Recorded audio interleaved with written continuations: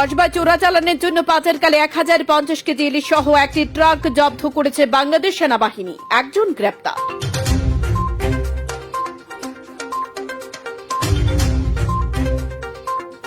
ব্রাহ্মণবাড়িয়ার কসবায় আজ সোমবার বিকেলে ভারতে চোরা চালানের জন্য পাচারকালে 1050 কেজি ইলিশ সহ একটি ট্রাক জব্দ করেছে বাংলাদেশ সেনাবাহিনী।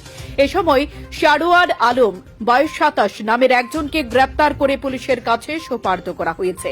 এই ঘটনায় থানায় মামলা প্রক্রিয়াধীন রয়েছে।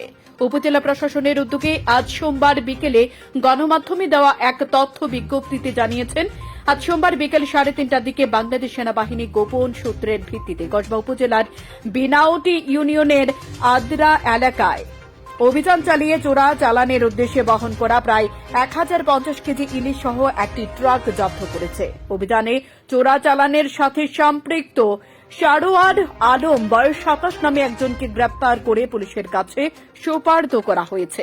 অভিযানের নেতৃত্বে বাংলাদেশ সেনাবাহিনীর 12 ব্যাটালিয়নের ক্যাপ্টেন সানিউল আলম উপস্থিত ছিলেন। কসবা উপজেলা নির্বাহী কর্মকর্তা ইউএনও মোহাম্মদ শাহরিয়ার মুক্তার বলেন, চোরাচালানের মাধ্যমে পাচার করার সময় বাংলাদেশ সেনাবাহিনী অভিযান চালিয়ে 1050 কেজি ইলিশ মাছ সহ একটি ট্রাক জব্দ করেছে।